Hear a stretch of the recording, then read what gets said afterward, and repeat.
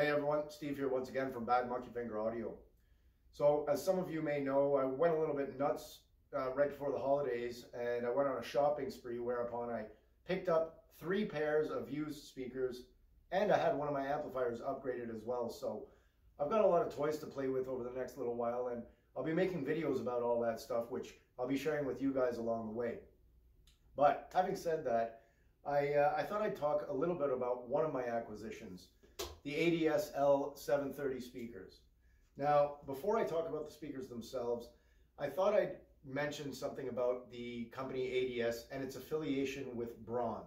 Now, I know a lot of you are aware that there is some affiliation between the two companies, but from what I've read online, I've noticed that there's quite a bit of confusion on that topic. So after doing a bunch of reading, I thought I'd share some of the knowledge that I acquired with you guys. So ADS as a company was started by a German astrophysicist by the name of Dr. Gotthard Gunther. In 1969, Dr. Gunther moved to the USA to work for NASA, where he was working on the Skylab project, which was the USA space station at that time. Now, Dr. Gunther was also an accomplished pianist, and when he went searching for audio equipment here in North America, he couldn't find anything that was pleasing to him both sonically and aesthetically. So he decided to send for his equipment from back home, that equipment being Braun equipment. Now, once his colleagues and his friends saw and heard his Braun equipment, they actually asked him if that stuff was available in North America, which it wasn't at that time. So Dr. Gunther saw an opportunity and he seized the opportunity, and so he started importing Braun stereo systems in small quantities. Well, that ramped up fairly quickly, and by 1972, Dr. Gunther actually quit NASA to start his own company called Analog and Digital Systems, also known as ADS. So that's where the story goes. Now, there's a lot of information that says he came to the USA in 1966 and in 1968. There's some information that says he left NASA in 74, etc., etc. But according to his obituary, he started the company, or he came to North America in 69, and he started ADS in 72. So by 1972, he was no longer importing Braun speakers in their full completion, but in fact, he was just importing Braun drivers at that time, and he was making his own boxes. Now, about a year later, after he set up the necessary equipment to build drivers, he no longer was importing drivers, but instead he was acquiring the Braun driver plans and the schematics and building the drivers themselves. So now he was not only building the boxes, but also the drivers. So he was building speakers from A to Z in their completion. Now, this speaker here, the L730, this speaker is from 1980. Now, it's a really beautiful speaker. First of all, it weighs a ton. Each speaker weighs 42 pounds, so I mean they're pretty heavy, heavyweights. The speaker cabinet itself is made of a walnut veneer over a high-density particle board. Is it particle board? Yeah. Yeah. So the speaker itself is made from a walnut veneer that's over a high-density particle board. So really, really beautiful. You'll notice that the edges as well, they're edge inserts, solid walnut inserts that are curved. So very, very nice, sort of mid-century modern as they call it. Now, the speaker grills are perforated metal, so they're pretty solid. Initially, I didn't really like the perforated metal grills, but over time, I started to realize that, you know what, these are probably a safe bet if you have kids or pets. Don't have to worry about driver damage from either of the two. Now, let's take a look at what it looks like under the hood. So, once we remove the grill, first of all, we're faced with a nice piano black baffle on the front of the speaker. The speaker itself has a 10-inch stiff light driver, which is a paper driver. It has a 1.5-inch mid-range dome and a 3/4-inch soft dome tweeter. The mid-range and the tweeter, they still have the leads exposed on the outside, which I actually like. I think it gives them a sort of a professional monitor look and appeal. The speaker is a 6-ohm speaker, and it's rated to go from 30 hertz up to 23 kilohertz. Now, I'm going to say right off the bat that that's not really the case. They don't go that low. I've got them pulled out quite a ways from the wall, so that's part of the issue right there. Even when they're positioned closer to the wall, I don't think that they hit 30 hertz, but I could be wrong about that. But I've got these supplemented with a subwoofer anyway, so it's neither here nor there for me. What else can I tell you? Oh, the sensitivity of these speakers, 92 decibels. So despite the fact that they're a 6 ohm speaker, at 92 dB, they're a fairly easy drive, it seems, but I have noticed that they like a little bit of grunt behind them, and they prefer a little bit warmer electronics, I would say. Now, I've been a fan of ADS speakers for quite some time. I've owned quite a few pairs. I've owned the ADS L730s, the little guys, not the bigger version. I didn't really like those L400s all that much, so that was sort of an anomaly in the ADS line. I also owned the ADS L420s, which were pretty okay. They do well in a fairly small room or in a medium room with a subwoofer.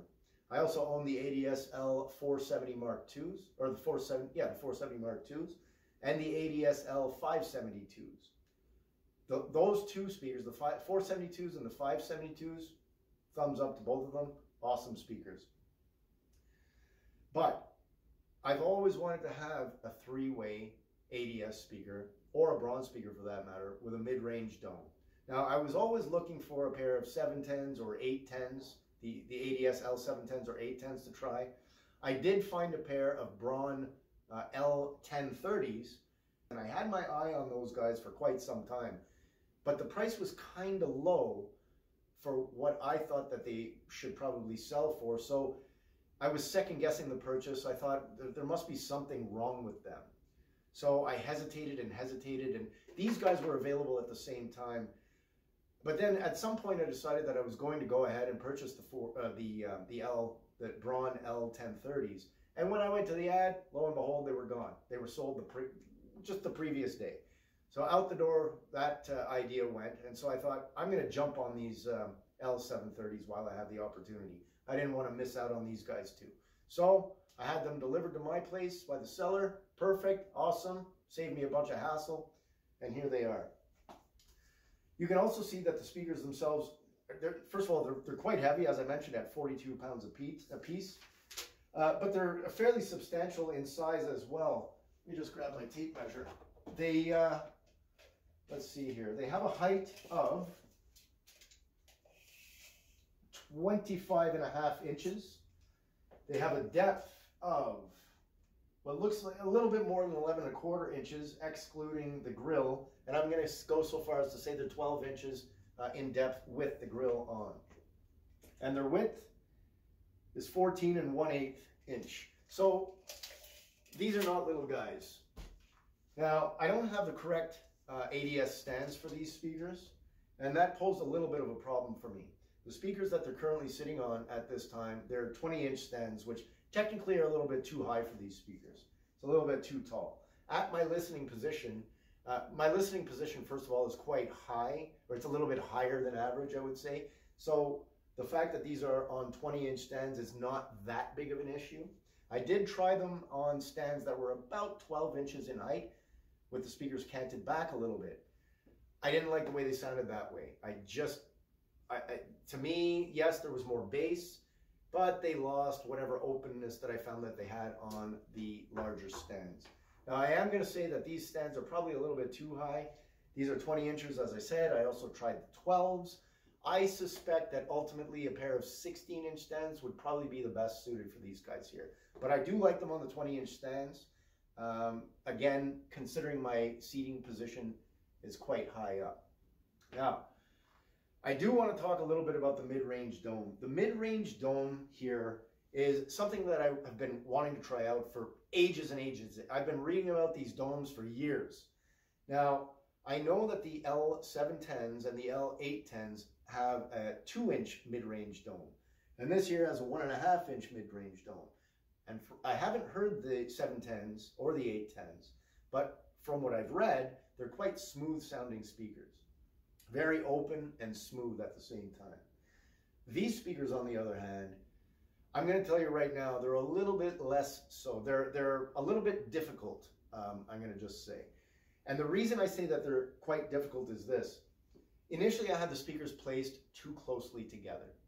And when I first hooked them up and I had the speakers initially positioned a little too close together, the mid-range was overbearing. It was extremely glassy, very squawky. It was way too hard and in my face. And I thought, what is this going on? They just didn't sound anywhere near as good as people made them out to sound. So I had to also consider that the seller told me that these guys had been sitting at his place for a few years, unused. So initially I thought, okay, let me loosen them up a little. I'll just play them a little bit, let them loosen up and see where we go from there. Now, playing them for, you know, a good solid 5, 10, maybe 15 hours, they did loosen up somewhat, but I still wasn't getting the sound that I really wanted to get out of them, or that I thought that they could achieve. So I thought, well, what the heck is going on? And it wasn't until I spaced them significantly farther apart, that's when they came into their own. That's when I saw the appeal of these domes, because let me tell you, these things sound incredibly open, okay? Now that I've spaced them far enough apart, gone is the squawkiness of that mid-range dome. And like I said, it was overbearing for me at that time. I just couldn't get into it at all. I thought it was just horrible. It was way too much. I have quite sensitive ears, particularly in the mid-range, and there was no way that, you know, I thought this can't be what they're about. Once I spaced them apart, bingo, the sound field opened up humongously, and gone was that mid-range hardness and glare. For the most part, it's still there to some degree, and I think some of you, if you do purchase a pair of these guys, you might find it a little bit problematic. You're going to have to play around with positioning quite a bit. I do find that they're very, very finicky with positioning. So I was making little, like, incremental changes until I got what I liked. And let me tell you, 2 thumbs up. So much so that when I play any of my other speakers, any of my two-way speakers, they almost sound broken by comparison to these guys. It is literally that much of a difference. So that's all I can tell you about these guys for the moment. I will probably make more videos about these speakers. Have I missed anything? I think I'm okay. I probably will make a few more videos about these speakers in the future, but I thought I'd just make a short and sweet one for the moment. So I hope you liked the video, and we'll see you in the next one. Bye for now.